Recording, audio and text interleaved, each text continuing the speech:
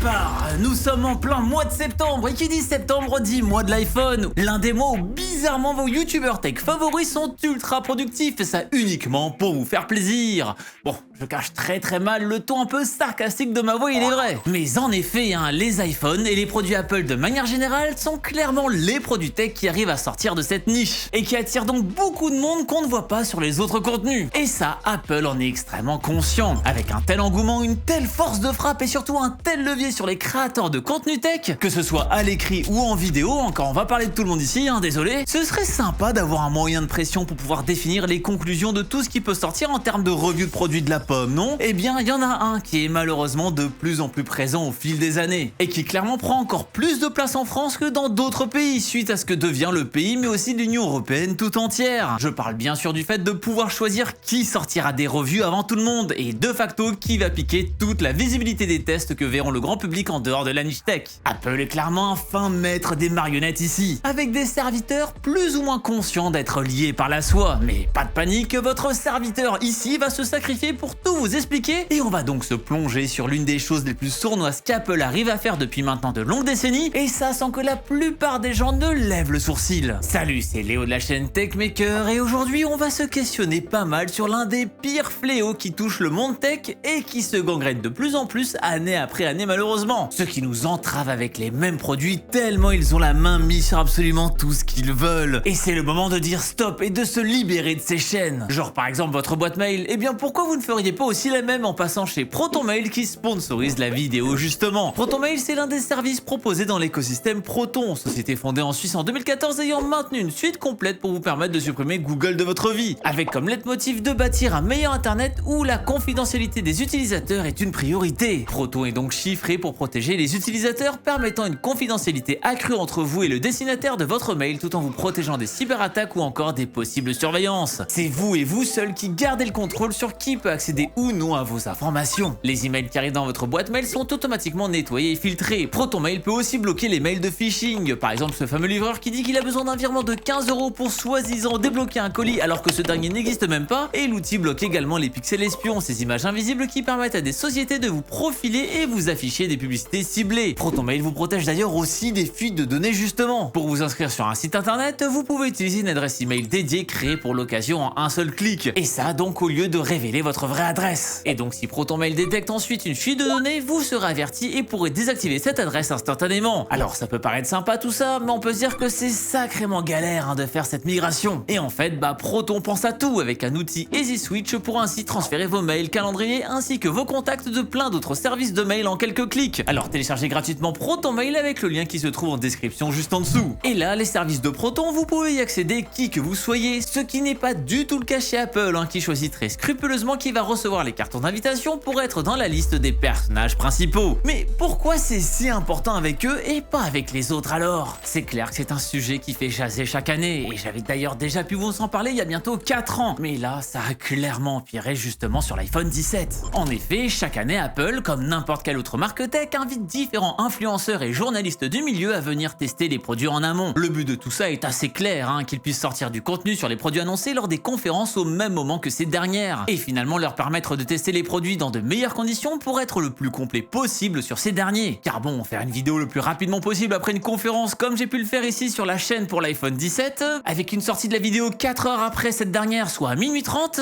on n'est pas sur les meilleures conditions de travail du monde. Heureusement que j'avais spécifié privation de liberté dans les conditions du contrat de mon stagiaire qui a fini de monter la vidéo dans la soirée. Et c'est donc pour ça qu'en général, chez la très grande majorité des grands constructeurs, il y a toujours ces rendez-vous pour voir les produits avant, et donc avoir une vidéo prête pile au moment où la conférence se termine. Ce qui fait que vous voyez 150 vidéos sur le dernier Samsung Galaxy S25 Ultra apparaître à la même seconde dans votre feed justement. Heureusement, rien ne sort avant car tout le monde signe des embargos interdisant la sortie de contenu avant ce moment fatidique, histoire quand même d'éviter de planter la conférence. Bon, parfois l'heure d'embargo est au début de cette dernière, voire 1 heure avant, comme ça a été le cas chez Google cette année, ce qui fait que tout le monde avait vu la vidéo d'MKBHD avant la conférence avec Jimmy Fallon. Mais Apple, comme à leur habitude, ils font différemment. Et eux, il n'y a pas de prise en main en amont du tout. Tout le monde découvre les produits à la même seconde, et donc même les gens qui vont les tester. Et donc les seuls qui vont pouvoir toucher ces 10 produits et donc pouvoir être sûrs et certains que le orange cosmique est vraiment la pire couleur d'iPhone jamais sortie, eh bien ce sont ceux qui seront à la conférence à Cupertino, directement à San José. Autrement dit, c'est pas à côté. Et c'est clairement le seul l'intérêt d'être à cette conférence, hein. Car maintenant de conférences, bah ça n'en a que le nom, hein. Vu que de nos jours, beaucoup de marques dont Apple ont arrêté de les faire en live pour éviter les fails suite à un Wi-Fi qui marche pas par exemple, et diffusent donc juste une vidéo en plein milieu de l'Apple Park sur un grand écran. Ouais, l'empreinte carbone assez vénère alors qu'on pourrait régler le problème juste avec l'envoi d'un point MP4 au lieu de faire voyager tout le monde en business, mais bref, ça c'est un tout autre problème. Car ouais, l'intérêt premier de ce voyage c'est évidemment le fait d'avoir cette plus-value supplémentaire de pouvoir faire des plans avec le smartphone en main et directement avec ses mains. Et attention, hein, je peux comprendre Apple du fait de ne faire aucune prise en amont des produits avant cette conférence. La principale raison étant que ça réduit considérablement le risque de fuite du coup, hein. Vous savez, ces comptes Twitter qui sont là à rapporter n'importe quelle photo ou vidéo d'appareils tombés du camion, et donc que ça casse un peu l'effet d'annonce justement quand la marque va vraiment l'annoncer. Genre là, on savait déjà tout, la seule interrogation qui était encore présente était le nom de l'iPhone fin d'Apple, et qui s'est donc appelé iPhone Air et pas iPhone 17R comme tout le monde le pensait. Aujourd'hui, cet argument est donc moins valable, mais ça permet tout de même de rendre les vidéos et autres contenus de gros créateurs un peu moins prioritaires que l'annonce officielle, car ils ne peuvent se reposer que sur des leaks. D'ailleurs, je trouve ça toujours un peu shady, hein, de voir des articles sur des produits, sur des fuites en question, alors que beaucoup sont dans la confidence, et en se dédouanant juste en écrivant d'après le leaker Jean-Michel sur X. Mais bon, c'est un tout autre sujet. Pour retourner sur la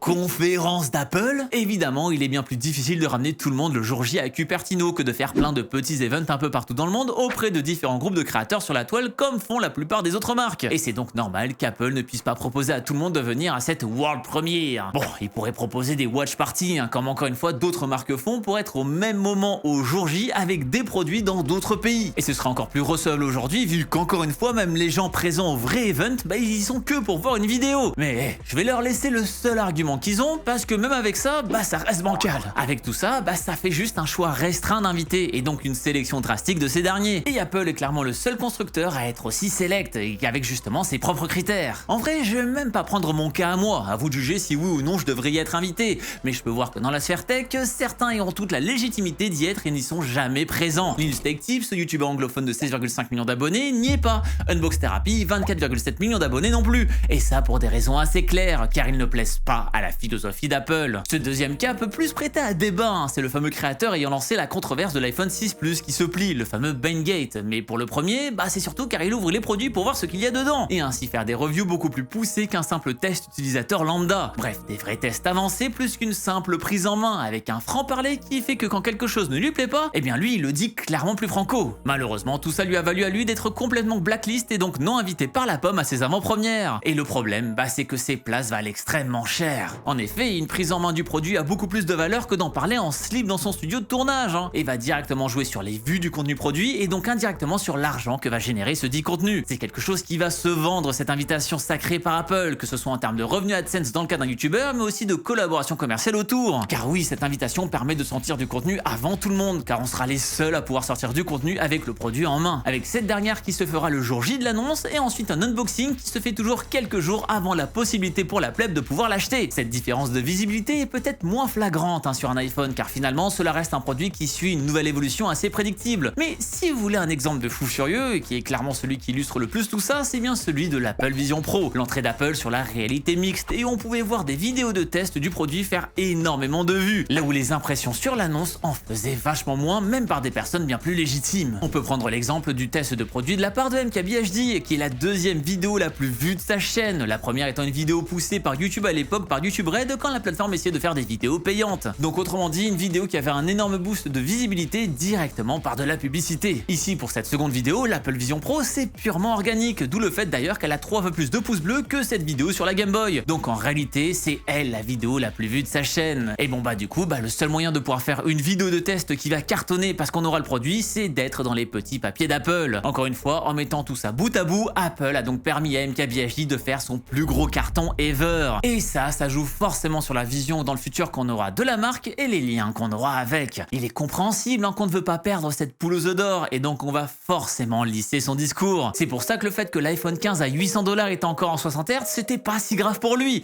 Alors que par contre, c'était une honte que ce soit encore le cas sur un Google Pixel 6a à 450 $. L'excuse de dire qu'iOS, ça fait du 60 Hz plus fluide que du 60 Hz Android, je suis désolé, mais au bout d'un moment, elle passe plus, quoi. Et c'est pour ça qu'à mon sens, que lui, comme tant d'autres, ont tous évité de taper sur ce fichu iPhone Air que vous devez absolument éviter à tout prix comme la peste. Mais là, pareil, ça va être lissé. Par exemple, les titres de vidéos du smartphone fin de Samsung, ce fameux Edge, vont être personne n'a demandé. Et à côté, le problème des smartphones fins, là où l'iPhone Air aura juste la beauté est une douleur et pas de critique dans le titre de l'unboxing du produit. Alors ouais, avec tout ça, on se dirait que je suis dans la théorie du complot, les triangles que je nitpick dans tous les sens. Et en vrai, dans le cas de MKBHD, bah c'est le cas, hein, surtout que dans sa vidéo sur l'iPhone Air, il dit qu'il préfère le Galaxy Edge justement. Mais parce que là, on parle de l'un des très rares qui peut se permettre de ne pas aller complètement dans le sens que veut Apple, étant donné qu'il est reconnu comme le YouTuber tech de la décennie. Et donc ce serait très compliqué de l'évincer. Ça ferait trop mauvaise presse à Apple justement de ne plus inviter ce dernier. Mais même avec ça, il y a quand même un lissage. Alors imaginez avec des créateurs plus petits ou venant de contrées différentes, comme justement la France. Pour vous dire, en termes de créateurs YouTube Tech en France, il n'y en a qu'un seul présent régulièrement à Cupertino, chose qu'on ne voit absolument nulle part ailleurs, quel que soit le constructeur. Il y a encore une fois qu'Apple qui fait ça. Et au vu de comment fonctionne la marque sur ses annonces comme vu plus tôt, cela fait donc qu'un seul créateur aura la légitimité de toucher le produit. Encore une fois, il n'y a que ça qui importe. Le fait de se faire payer un voyage et d'avoir des produits en prêt, c'est clairement secondaire en termes de valeur. Derrière, ça représente quoi, 5000 balles, et au pire, ceux qui veulent le tester, ils le renvoient au bout de 14 jours, ça change pas grand chose. Mais cette invitation en avant-première vaut clairement plus que ça, que ce soit en monétaire, mais aussi en termes d'exposition. Et donc tout pareil, beaucoup de choses ont été à mon sens ultra lissées sur beaucoup de reviews cette année. Vraiment, je vais devenir dingue sur cet iPhone Air, mais j'espère que personne n'a vraiment acheté ce truc, parce qu'il y aura que des gens qui seront déçus au bout de 3 mois, ça j'en suis certain. Et c'est à mon sens scandaleux de recommander ça au grand public, parce que du coup ils perdront beaucoup de batterie, ils paieront ça beaucoup trop cher, et en plus ils gagneront même pas la finesse, car tout le monde met une coque à son smartphone de toute façon. C'est qu'un truc de créateur de contenu de se balader tout nu comme ça. En général, on fait un peu gaffe à ce genre de produit normalement. Encore plus sur la nouvelle génération de smartphones qui a l'air de se rayer pour un rien sur les versions aluminium. Pourtant, qu'est-ce que j'en ai vu des tests recommander l'iPhone Air comme si c'était le futur, alors que non, désolé, mais non.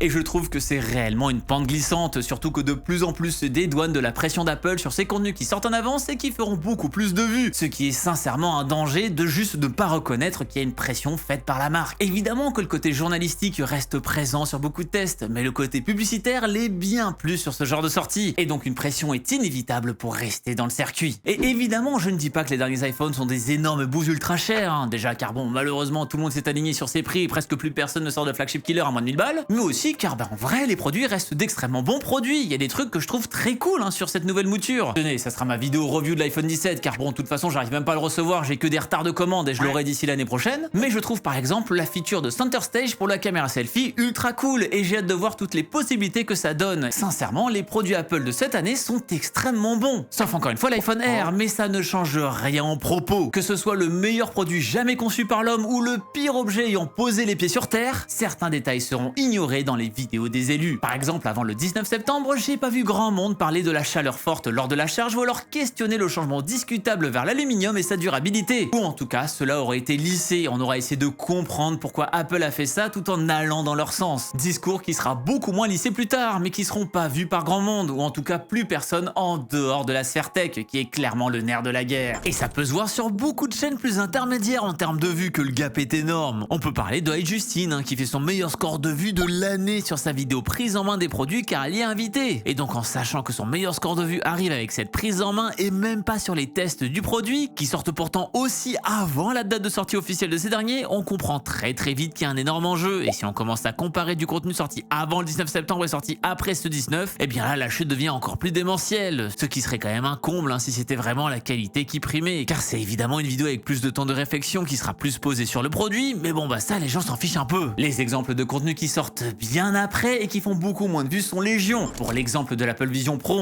qui est clairement le plus visible, on peut reprendre Linus qui a fait seulement 10% des vues sur son test du produit car il a dû attendre plus d'1 mois pour sortir sa vidéo. Alors qu'encore une fois, je le pense infiniment plus légitime de sortir une vidéo sur ce produit qu'un MKBHD, notamment en vue de son passif sur le secteur XR. Bien sûr qu'un MKBHD s'y connaît, mais on n'est pas du tout vraiment sur la même expertise, encore une fois à mon sens. Mais bon, les gens s'en foutent de la légitimité et de l'expertise et de la personne qui va en parler. Non, dans le cas de ces produits, ces derniers prennent tellement de place qu'il efface presque le créateur derrière, qui sera juste là à récupérer les lauriers tout en laissant les plus indépendants sur le carreau. Promis, c'est la dernière fois que je parle de Linus, mais récemment, il a fait fermer sa chaîne MacAdresse, qui était une chaîne uniquement dédiée aux produits Apple. Et ça notamment car elle n'est pas assez rentable, et évidemment, le fait qu'elle soit liée à Linus fait que cette chaîne n'aurait jamais été invitée aux events Apple, ce qui handicape la chaîne à vie et donc a scellé son destin. Ce qui est clairement dommage car franchement, les vidéos de MacAdresse étaient ultra cool. En France, on a aussi certains médias spécialisés Apple qui ont commencé à tirer la sonnette d'alarme, et qui ont raison d'ailleurs de mettre en exergue ce qui se passe, mais qui malheureusement se trompent d'ennemis et ont été extrêmement directement à charge vis-à-vis des personnes invitées par la pomme, en disant qu'il n'y a pas beaucoup de travail derrière les contenus et donc que c'est absolument pas mérité cette exposition et que ce sont que des vendus les salauds. Car attention, hein, moi de mon côté je ne dis pas qu'il n'y a pas de travail sur les contenus produits, et je le reprécise comme j'ai déjà pu le préciser pour parler de ce problème, c'est absolument pas une attaque sur qui que ce soit du secteur, et clairement je le dis ici, si vous allez embêter la moindre personne qui peut être invitée là-bas suite à cette vidéo, c'est quelque chose que je condamne fermement. Je serai clairement pas du tout de votre côté si vous insultez qui que ce soit, surtout qu'en réalité ils ont bien raison d'y aller, et que s'ils ne le faisaient pas, d'autres les auraient remplacés. Vous inquiétez pas hein, qu'ils seraient d'ailleurs remplacés dans la seconde hein. Encore une fois, c'est Apple qui choisit et tout le monde veut y être, et tous sont remplaçables en deux par d'autres prêts à faire la promotion qu'Apple veut de ses produits, et encore plus encore une fois en France, car en France personne n'a la force d'un MKBHD pour pouvoir faire un scandale s'ils sont évincés. Si par exemple en France quelqu'un n'était plus invité suite à une mauvaise review, ça ferait quoi? Du bruit sur les réseaux pendant 3 jours et puis ensuite tout le monde oublierait tout aussi vite. Et encore une fois, il y a plein d'exemples qui démontrent ça à côté de la pomme. On peut prendre ici l'exemple de Mr. Was the Boss, un autre énorme YouTuber tech de 21 millions d'abonnés qui n'avait pas été invité par Google pour les Pixel 9, et d'après lui cela a été à cause des critiques négatives qu'il avait pu émettre sur les Google Pixel 8 sortis l'année d'avant. Il a juste fait un tweet hein, pour dénoncer ça. Qu'est-ce qu'a fait Google du coup? Eh bien ils ont réglé le problème et ont invité en express le monsieur pour qu'il puisse faire sa vidéo review et ainsi calmer les foudres du public. Pour Apple, on peut parler d'Unbox Therapy dont on a parlé un peu plus tôt, où il a fait une vidéo lettre ouverte à la pomme où clairement il courbe les chines comme jamais après 5 ans de blacklist et non une seule année comme pour le cas des Pixels. Et qu'est-ce qu'a fait Apple? Rien. Et là on voit sincèrement la différence. Un tweet de 200 caractères avec Google, Google se plie.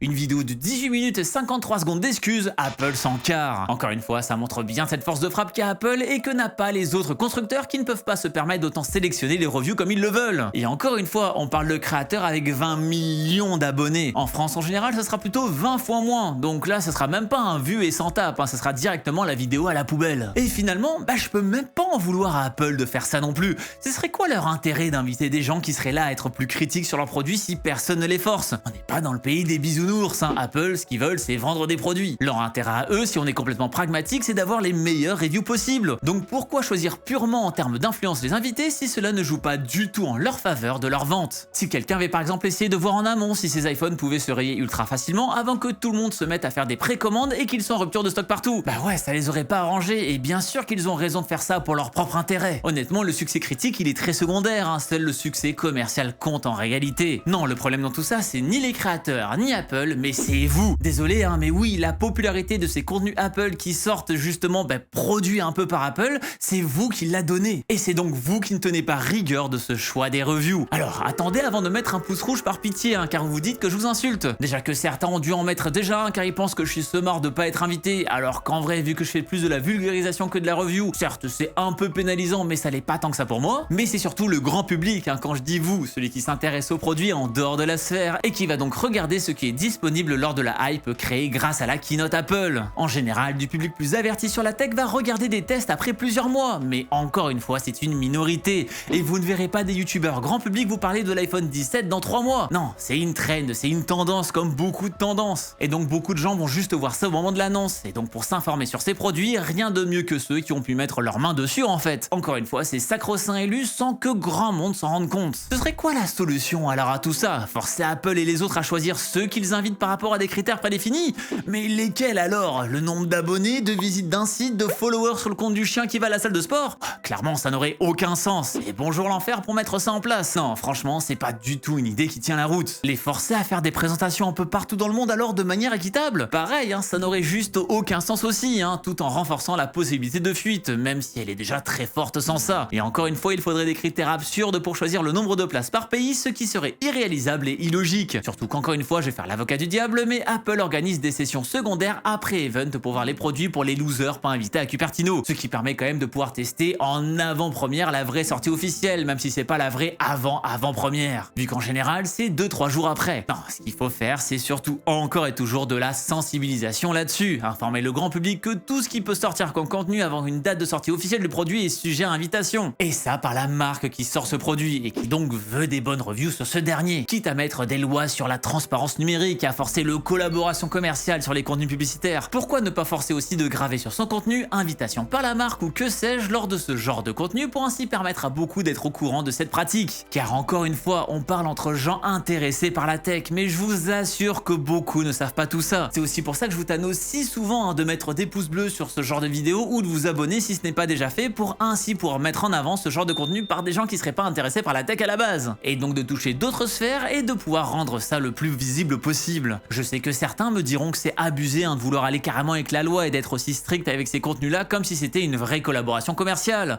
Pourtant, ça en a pas mal les formes. Certes, le contenu en lui-même ne l'est pas et n'est pas sujet à validation par Apple ici. Pourtant, si vous faites un truc qui ne leur plaît pas, vous ne serez pas invité la prochaine fois. Franchement, je suis prêt à parier, si quelqu'un avait eu un iPhone Air en avant-première et l'aurait ouvert pour voir comment il était à l'intérieur pour créer cette finesse, je suis prêt à mettre ma main à couper qu'il n'aurait pas vu l'iPhone 18 directement à Cupertino de son côté. Pourtant, cela ne devrait pas être le cas si Apple n'avait pas la main mise sur les reviews justement comme cela est clamé un peu partout. On pourrait me dire que dans l'exemple que je viens de donner, on casse du matériel, allez pourquoi pas, mais par exemple je pense qu'être ultra virulent sur ce fichu iPhone fin aurait eu tout autant le même effet, ce qui fait que personne ne l'a été alors qu'on a eu un exemple d'énorme four sur ce même secteur avec le Edge qui s'est vendu à 12 exemplaires à peu près. Mais là non, c'est trop zinzin, c'est trop le futur et personne n'est là à questionner ce choix assez spécial. Comme si on avait tous oublié collectivement ce qui s'est passé avec le Edge, je trouve ça assez terrible. Il y a donc bien un lien entre ce qui est produit et cette invitation, et cette transparence devrait être bien plus forte pour le commun des mortels, pour ainsi ne pas mettre au même niveau des reviews complètement libres à ces reviews via invitation. Et bien sûr que cela devrait être appliqué à toutes les marques, mais c'est clairement chez Apple que ça se voit le plus et de très loin. Mais évidemment, ce sont pas les seuls à poser problème, en tout cas côté smartphone si, mais côté tech pas du tout. Côté carte graphique, Nvidia a aussi posé ce genre de problème, et je peux même donner mon cas personnel, j'ai été assez critique des RTX 20 il y a 7 ans sur la chaîne alors que j'avais pu tester le produit en avant-première. Résultat, j'ai plus eu aucune news de Nvidia jusqu'au RTX 50. Bien sûr, j'ai pas eu de message pour me dire qu'on me détestait,